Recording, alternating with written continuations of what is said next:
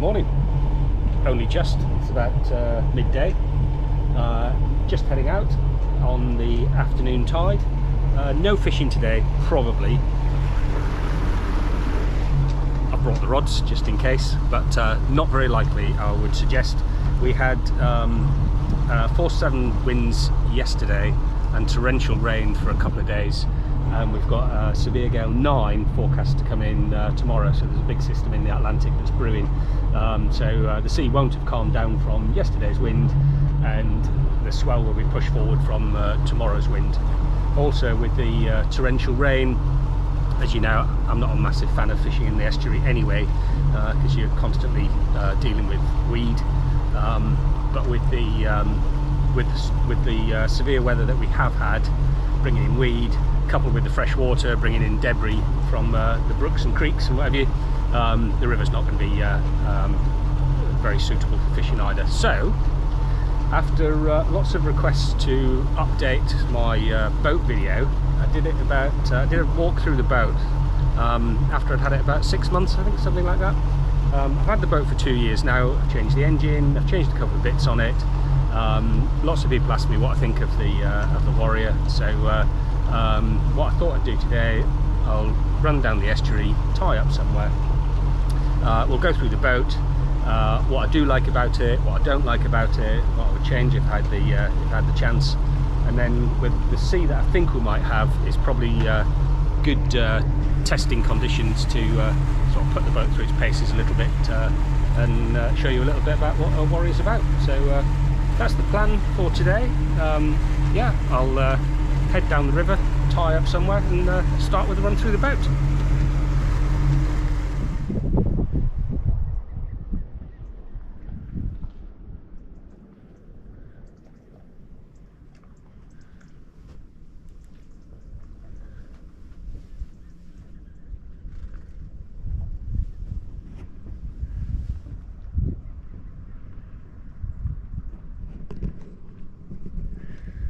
What a spot, isn't it? Fabulously sheltered bit of the estuary on today's wind. So yeah, lovely, as good a spot as any to stop and have a run through the boat. So yeah, some of this will be similar to the video I did about 18 months ago, whenever it was, but there are some subtle changes to the boat, and what I didn't do last time, we just had a run through the boat. I didn't take it out to sea and yeah, and give it sort of a boat test, as it were. So yeah, we'll have a look at it from front to back to start with, and yeah, take it from there. So got a mooring line in there, Bruce anchor, a length of chain, I forget how much there is now, about 20 foot I think, something like that, and 100 meters of line, which is absolutely fine. I mainly have it there for safety reasons. I will anchor occasionally, but not very often. So yeah, it's just there for safety, and that's that up the front. In the cuddy, I have got cushions, but I got rid of them. They were just getting dirty, needed cleaning all the time, and it's not like we sit up here for comfort at all. So they're stored if I need them, but yeah, the plastic is just easier to keep clean. So we've got my boat bag, which I'm not going to go through today, a carry-on bag, which has just got you know, spare clothes, food, that sort of thing, whatever I need for the day, depending on the season. There's a couple of lockers up the front. That one's just got a towel in it. My carry-on bag will stuff in there if I want it out of the way, but it's generally just me on board, so yeah, that's not an issue at all. The locker on the other side has got life jackets and a first aid kit in. I'm not going to go through life jackets today. It's quite a big subject. It is a big subject, and a bigger question than should you or shouldn't wear a life jacket. I'm not going to go through that today. If you're interested, look through my videos. I've got a whole video dedicated to life jackets for the way I do it, operating on my boat for the sort of conditions that I go in. There's a couple of side lockers, or side storage bins. That one's got some spare gas. I love pipe lagging, so that one's obviously got mackerel feathers on it. There's a couple of spare bits there, cover for the GPS, spare cord because you can't have enough, and in this locker, just to stop things rattling around, sometimes put a flask in here, that sort of thing. I've just got some foam lining either side, or neoprene lining.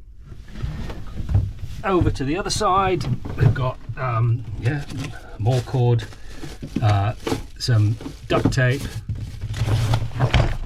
WD-40, shampoo, Rain-X, pretty good for the windscreen, a couple of Railblazer rod holders, a Railblazer cup holder, bin bags, and in the bottom here I've got some cable ties for the anchor. I always have that tripped off just in case, and they're a good size just to replace them quickly should it be needed. Also up the front we've got fire extinguisher. I normally keep a rope just on here, but because I'm tied up, I'm using that rope at the moment. But yeah, just keep a rope tucked on there. That's there for just general use should I need it. Another Railblazer cup holder here, which has got the star port on it, so if I want to move it, I can move it easy enough. Just keep a knife in there, handheld radio, cup of coffee. Normally my phone's in there as well. I've got that on the top at the moment. And that's pretty much it for the cuddy. The console itself I won't go into too much detail on.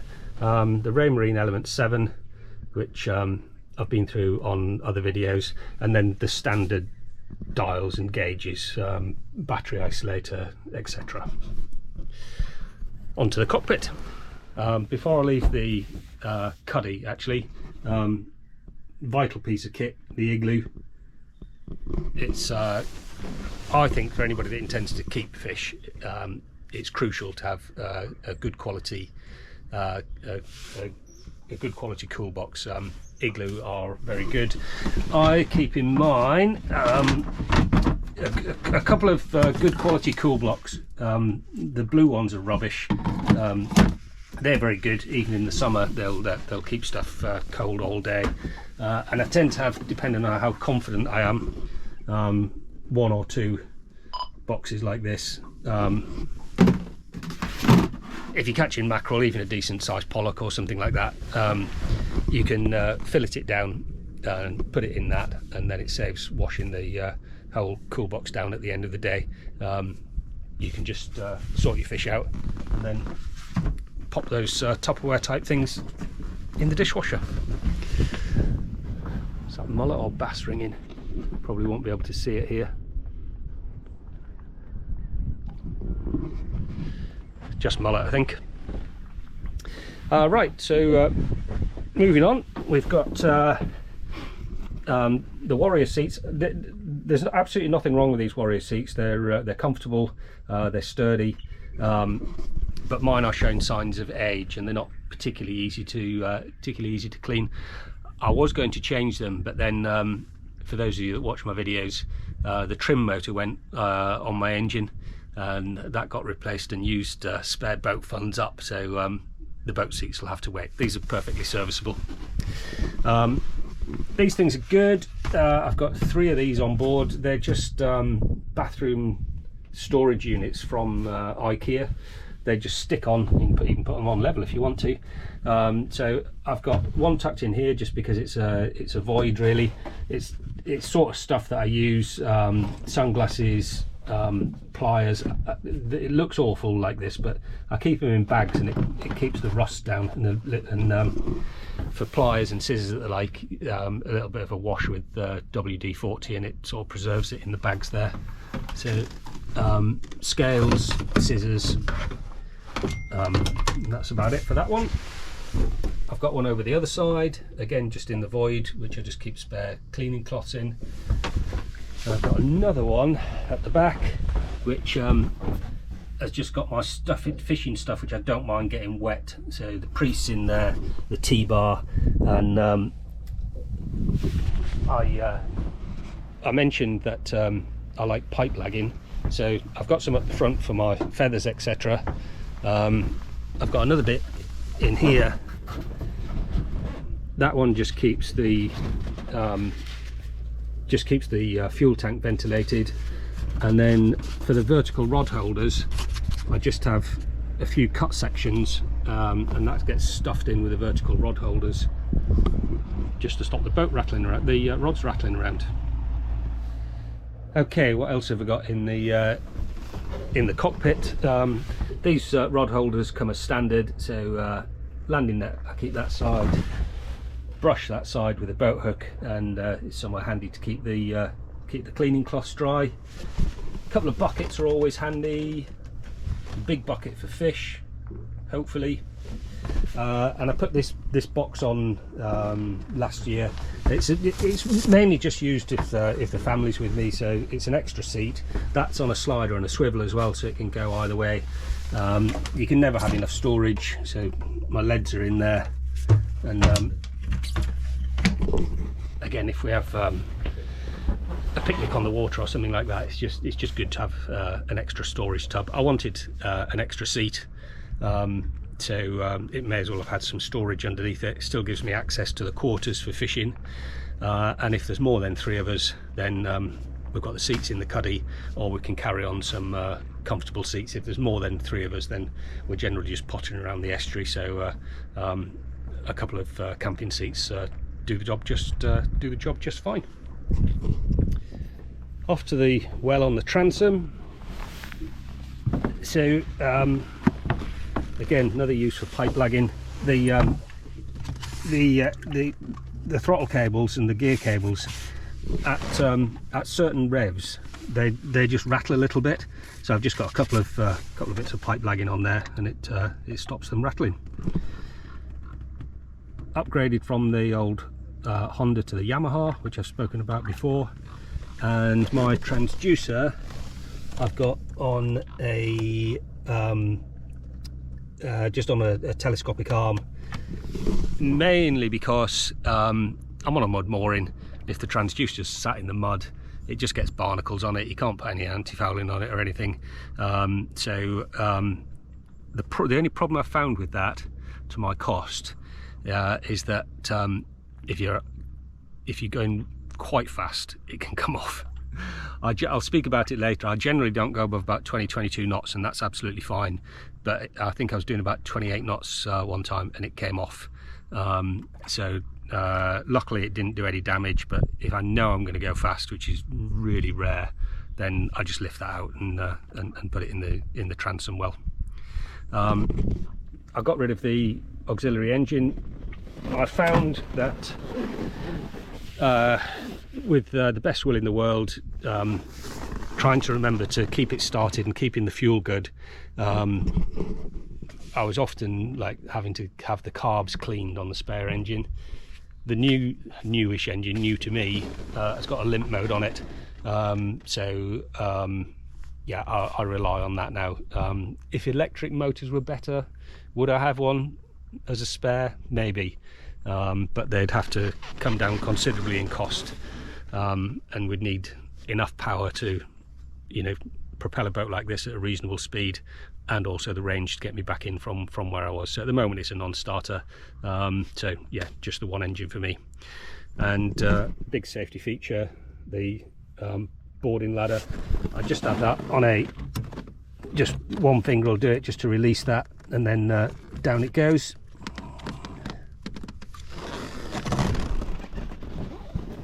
And I think that's about it from front to back.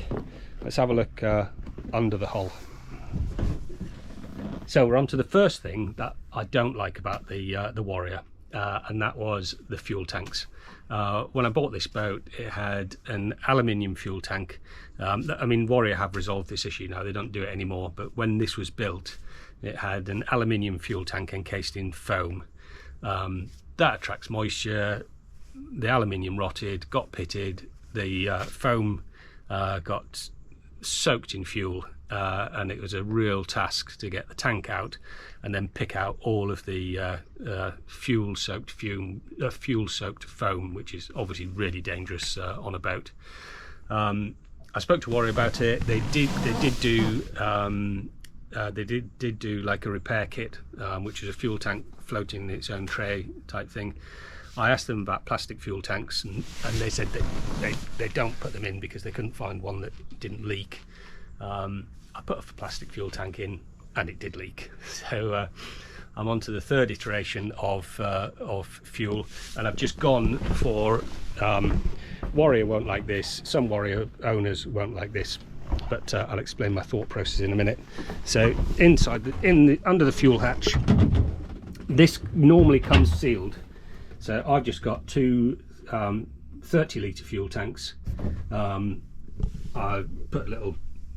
made a little construction there so they're not wobbling about. That gave me a shelf this side, so I keep my drogue, some spare line.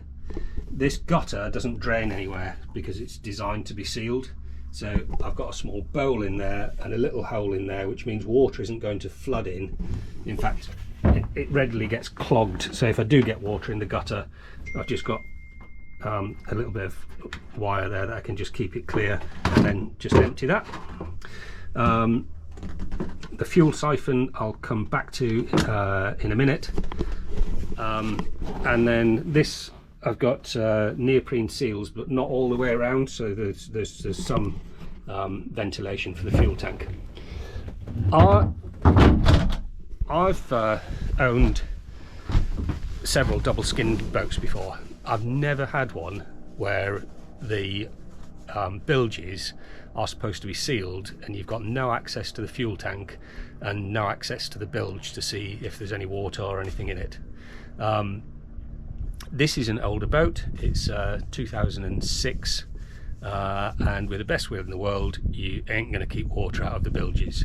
So after heavy rain, I don't know where it's coming in, there could be several culprits, but I do get a small amount of water in the bilges, so I want to be able to see that and I want to be able to pump it out. So I'll come to that in a minute. Warrior also claim that this should be sealed for buoyancy. Well, it's no different to, like I say, any other double skinned boat that I've had. There are plenty of other buoyancy pockets that are going to keep the boat afloat should you have a catastrophic event. Yes, if it's sealed up, it's going to be more buoyant, but in my opinion, it's buoyant enough. It gives me easy access to the fuel system. I can see what's going on. If there are any problems, I can sort it out without having to cut my way through a really difficult lot of silicon sealant before you actually get to it. So yeah, that's the first point. I didn't like the fuel tank. I don't like the system of not having access to the bilge. I can get access to that section of the bilge where the fuel tanks are, and this round hatch here, I also don't seal that. I can get in there and have a look to see if anything is going on in the bilges. That probably brings me on to how I get the water out of the bilges. So I've been through this before, but I'll run through it again just for completeness. So what I've got is, although it's showing signs of wear now, is a deck wash pump. That goes to a very simple manifold, which comes to 3 taps. One of them is worn out already, the middle one, but they're really easy to change and inexpensive. They're not designed for this particularly. So the taps go to the rear bilge, which is a pipe that goes into this section of the hull here and is securely glued down under the rear section there. The middle one takes the same path and then comes forward. You can't see it because it's underneath the fuel tanks, but then that can pump out the bilges from that section. And then the third one goes to a hose which has got a strainer on it, so I can pop that over the side and it gives me a raw water wash, or I carry, which I'll come to in a minute, 60 litres of fresh water, in there, switch on,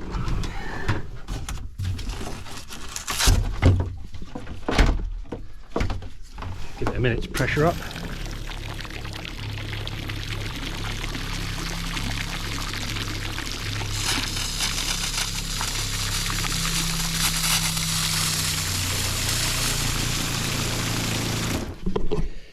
And I've got a freshwater washdown. So freshwater for me on a boat is really important. If you're going for a swim, it's nice to not be salty afterwards, but if you're washing the boat down, wash it down in salt water. It smells of salt, the seagulls like that, and then when it's on the mooring, as mine is, it attracts seagulls. If you wash it down with fresh water, it's you get such a nicer clean, keeps the boat preserved for longer, and hopefully you don't have so much attention from the seagulls. Right, let me just put that away, and I'll go on to the next thing that I don't like about the Warrior. So the next design issue that I don't like about the Warrior is the weight distribution, as in everything pretty much is on the starboard side. So the console is heavier than not the console. The batteries are in here, twin batteries on mine, which are right over on the starboard side, and obviously because the console is on the starboard side, then the driver's on the starboard side as well, so it's completely out of balance.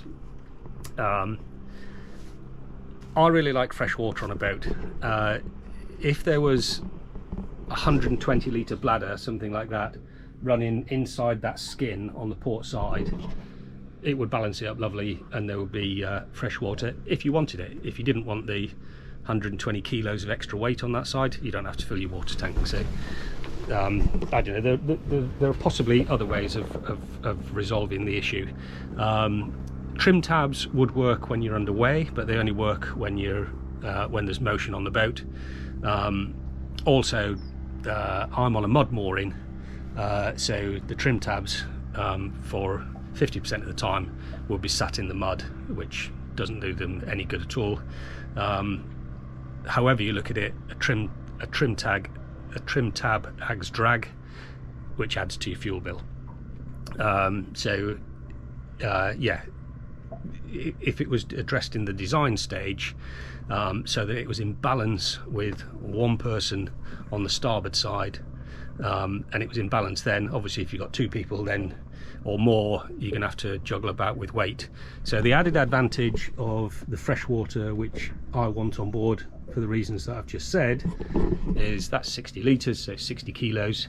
It's pushed right over onto the port side, and that pretty much balances the boat out with no one on it. So that 60 litres that side counteracts the battery and the console. If there was a spare engine on it, an auxiliary engine, that would help as well, but like I said, I haven't got one of those. So that balances it out, but then put me on the starboard side, and it's a little bit out of balance. Not as bad as without the water, but a little bit out of balance. And the final thing that I'm not downing the Warriors because I love it really, but yeah, just a few minor issues. The last thing that I don't like is this fish hold. It's got a very shallow gutter, and it doesn't drain. So I have neoprene seals around it, and it still gets some water in. So I keep in here my bait table, which I'll show you in a minute, and then I also have a waterproof box, and in there I've got kettle, pan, hob, knives and forks and stuff like that. That really gets used in the summer when the family's on board, so I'll probably even take that off at the end of this trip and have nothing apart from the bait board in here. It still does get water in there, and it's quite deep back there. So under the fuel hatch, which I briefly mentioned before, I've got this, I think it's a fuel siphon from eBay with the extensions on it. That can go right at the back there. It doesn't get much water in with the neoprene seals in it, but it just annoys me. So, yeah, I can suck water out of there. I also get occasionally a little bit of water, so well, you can see this.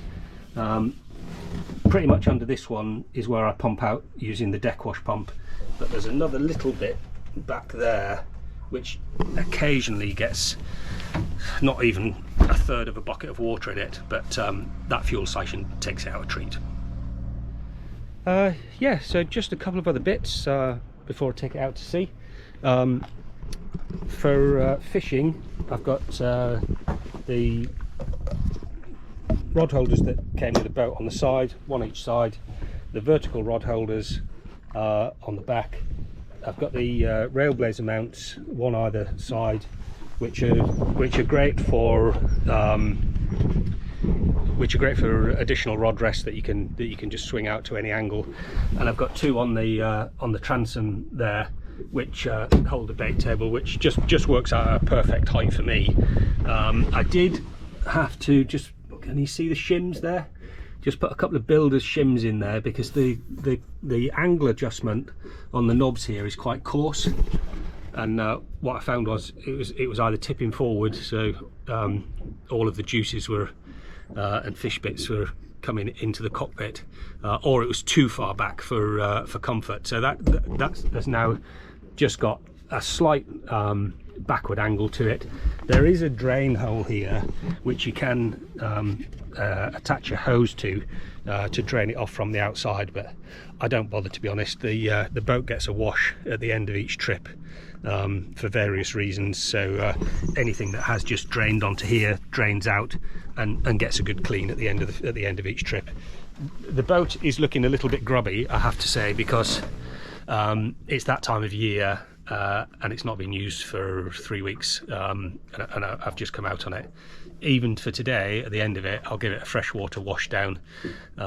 It just allows it just keeps it clean for one thing, but if there are any issues, you tend to see them. For example, I was having a bit of a hose down today because this well gets dirty.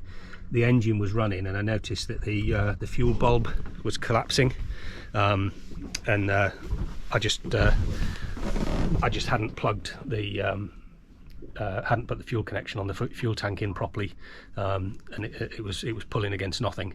But other things, dinks, scratches, whatever, you spot them while you're cleaning. So it's apart from keeping the boat looking nice, yeah, it can help as a preventative measure because you can spot stuff early. Right, I think that's enough on the boat, so let's take it out to sea and show you what it's about. Before we head out to sea, I hope that first bit of the video didn't come across as negative, me pointing out the things that I don't like about the Warrior, because they really are sort of minor in effect. If you're looking at buying one, the one thing I would definitely check out is that fuel system. If it's got the old fuel system, then just be aware that in your budget you are probably going to need to sort that out. A lot of them were recalled to Warrior, and Warrior sorted out at the time. This one didn't get done for whatever reason.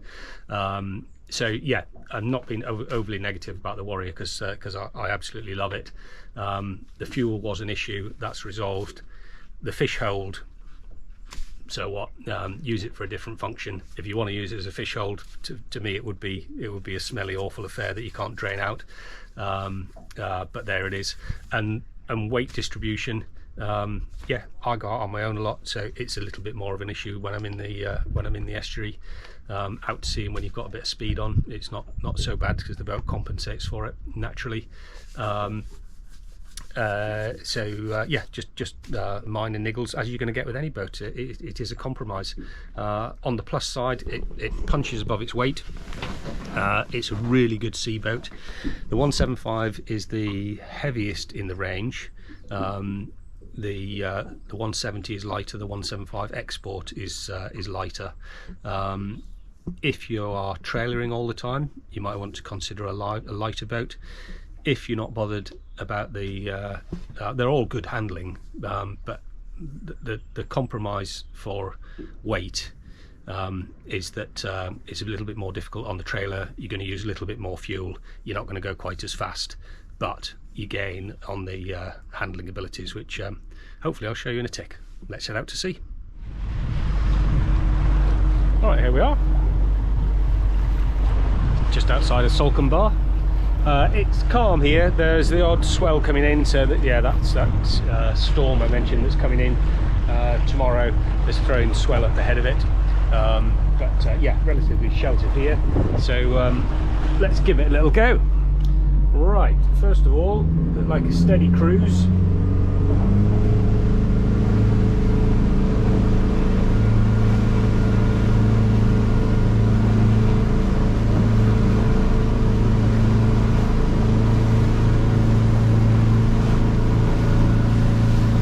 So this is just off the plane, using quite a bit of fuel. It's a little bit faster than I go in the estuary, but not much more than that. And then if we just get it up on the plane, you don't get much rise with these boats because it's quite a heavy hull.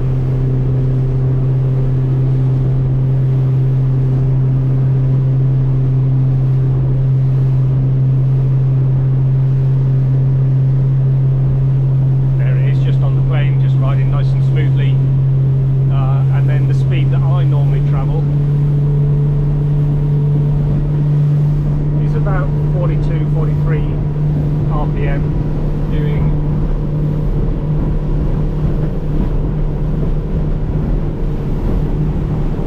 just coming up onto 20 knots if I can hold that steady. Take it up to 5,000 RPM.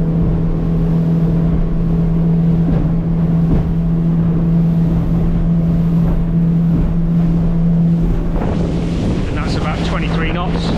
Starting to feel the little bit of chop that there is on the water now. And then wide open throttle if we want it.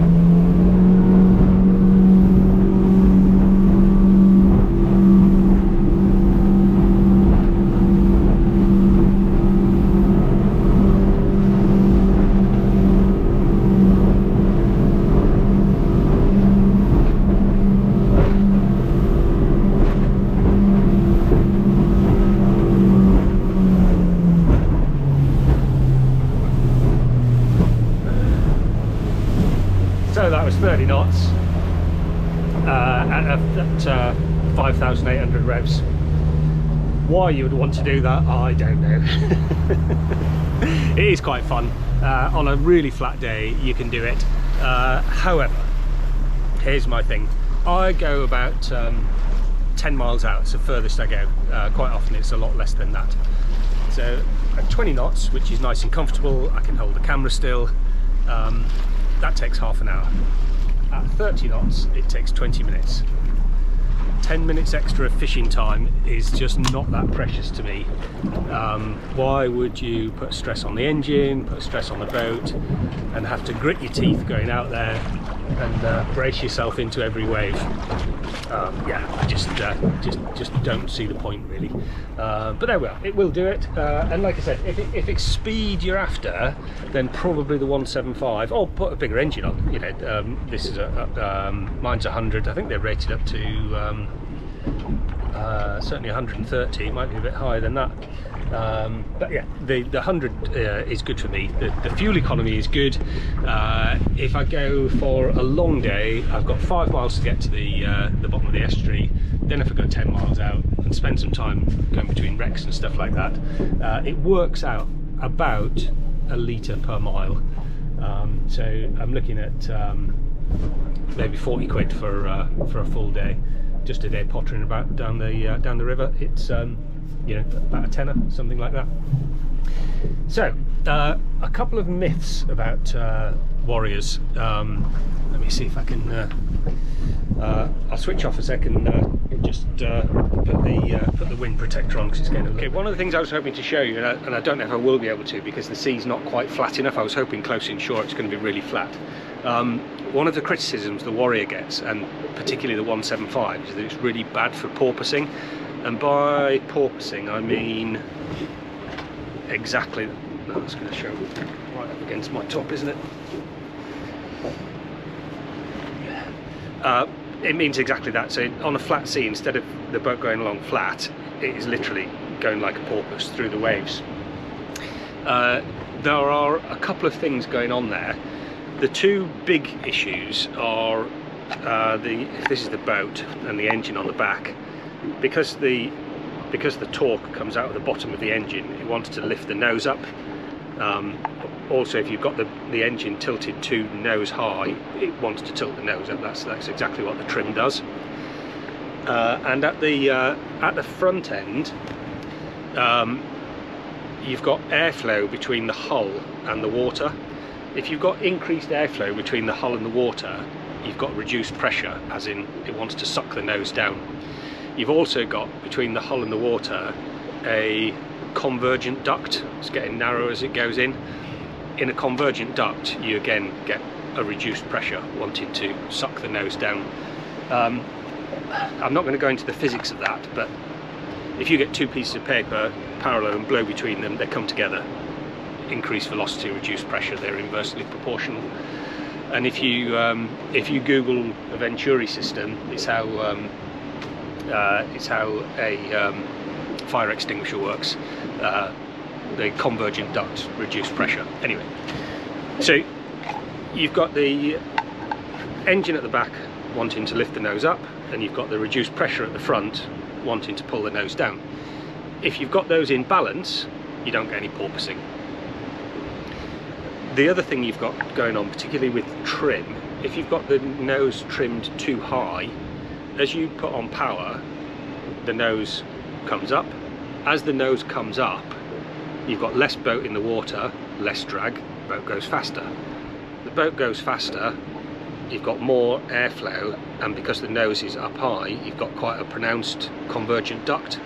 So this low pressure sucks the boat down, sucks the nose down. The engine is still tilted up, that wants to tilt the nose up, and there's your porpoising. Like I said, I don't think the sea's flat enough, because on a flat day it can be quite pronounced. When you've got waves anyway, it can be a little bit more subtle, but we'll give it a go. I'll put the jumper back on first. Just being distracted by a bit of bird activity very close in. So,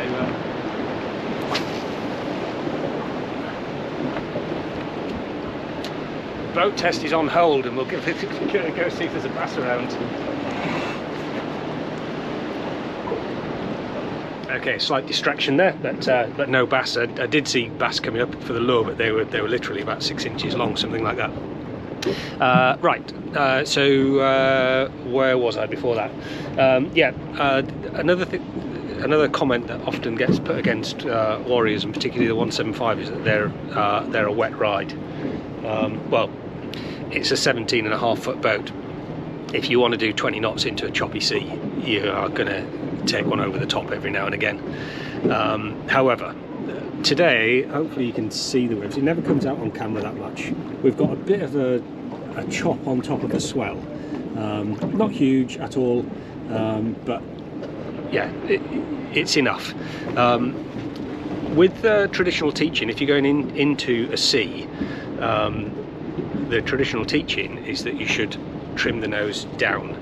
That is so that if you're heading into a wave with a lighter boat, it doesn't propel it into the air and then you're nose diving into the following wave. With the Warriors, it's a little bit of a snubby nosed thug of a hull, and if you trim it down into a sea, which I did when I first got it, you can get wet, because it just presents that snub nose into the wave and it comes over the top.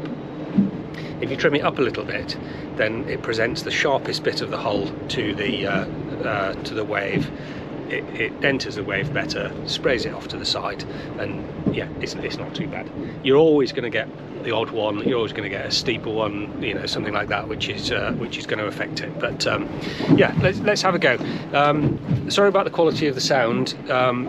There's a bit of a breeze blowing, so I've put the media kit on, which helps prevent the wind noise, but it is directional, so I want a bit facing me and a bit facing away from me, but that sort of stops the directional mic working quite so good, so apologise for that. But here we go. So if I set us off into the sea at a normal level of trim, and we'll do say about 18 knots, something like that, 16-18 knots, which is probably the speed I'd travel into a sea if I was going fishing.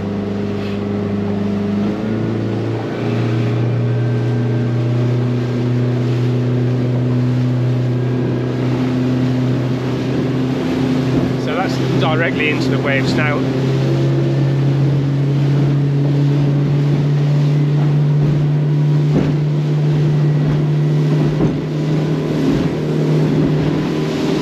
That's 18 knots. You can tell by the way the camera's going up and down that it's not smooth. But the windscreen is barely getting any water from it at all. If I trim it down,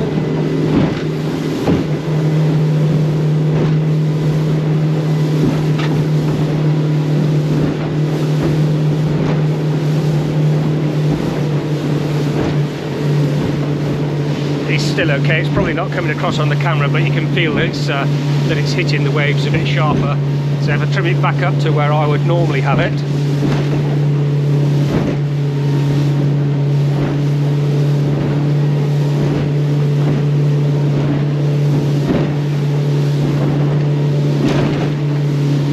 there was one that hit the windscreen just a little bit, just while it was trimmed nose down, and now we are nose slightly high.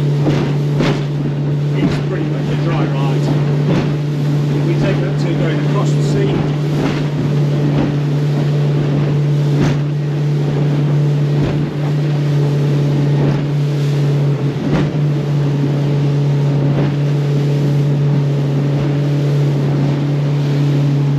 that is really very comfortable going across the sea.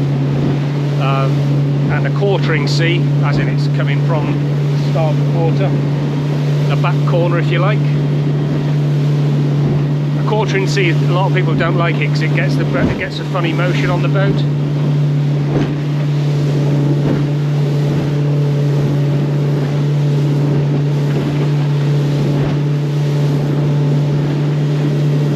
No issues at all, and it's a dry ride. And I'm going to have the sun behind me as well, but if I take that to a following sea,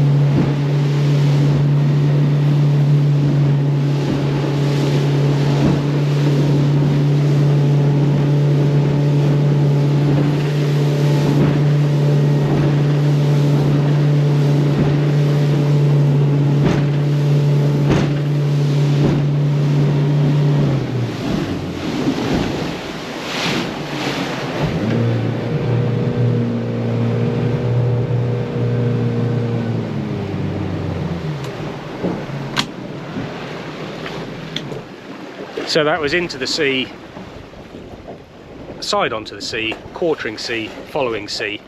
I only got one little bit that hit the windscreen. If I'd have been stood up, I'd have got a little bit on my face. That was about it, but otherwise, yeah, a very smooth ride. So it has got a bit of a reputation as a wet ride. If you look at forums and stuff like that, I've not particularly experienced it. If you're going too fast into too big a sea, you're going to have a wet ride. If you trim it wrong, then you increase your chances of having a wet ride. Well, that's about it really. To sum it up, after 2 years of ownership, it's a great boat for its size. I don't trailer it very much, but it does trailer well. I only have to take it off the mooring once a year for winter. I can manage that by myself, and with two of us, it's an absolute doddle. On the water, I think it's a great hull. It's stable. The bit I like about it best is in a following sea. as you'll have heard me say on my videos, if the wind's blowing from the southwest, I go to the southwest, generally speaking. And then if the wind does pick up, it's a following sea home. On a lighter boat, that can be uncomfortable. This just sits there at 15-18 knots, and it's absolutely fine. If you want to go faster, you can, but that's the sort of speed I come home in if it's got a little bit choppier than expected, and it sits really well. For its size, you've got a great little usable cuddy. The Igloo also serves as a nice seat, so if you do get a bit of rain, then I'm sort of just under the cover, so that's fine. The seats are comfortable. The cockpit area for a 17.5 foot boat is huge. We'll have a little table in the middle sometimes, a picnic chair either side, the 2 fixed seats and the one I've put in, and 5 of us will have a picnic on the water with no issues whatsoever. Go for a swim, get the wetsuits out and the knee board and that sort of thing. There's plenty of room for everything. The 100 on the back works really well for me. It's economical, like I said, about a litre per mile. It goes as fast as I want it to go. It'll pull a toy if I want to do that. Yeah, just good, economical, and with a Yamaha reliable cruising. So all in all, it's great. Would I have another one? Yes. Would I buy a new one? I think you could probably say that against any boat, really.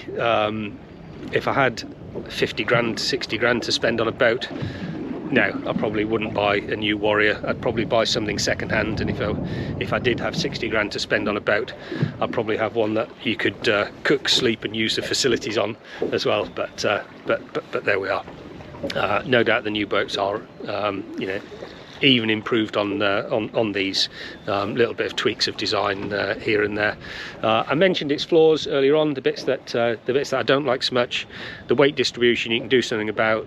The fuel system I've done something about, and the yeah, that pointless fish hatch really, but it works for me as a storage system. With the dry box in there, it's fine for storing stuff, and when we've got the family on board for chucking the wetsuits, etc., that sort of thing in there out of the way, it's a good storage solution. But does it work as a fish box? Not for me. Yeah, so I hope you enjoyed that little update. I've enjoyed owning it for a couple of years, and hopefully there'll be some winter fishing to come, but not this weekend with the look of that storm's brewing. Thanks for watching, and I'll see you next time. Cheers.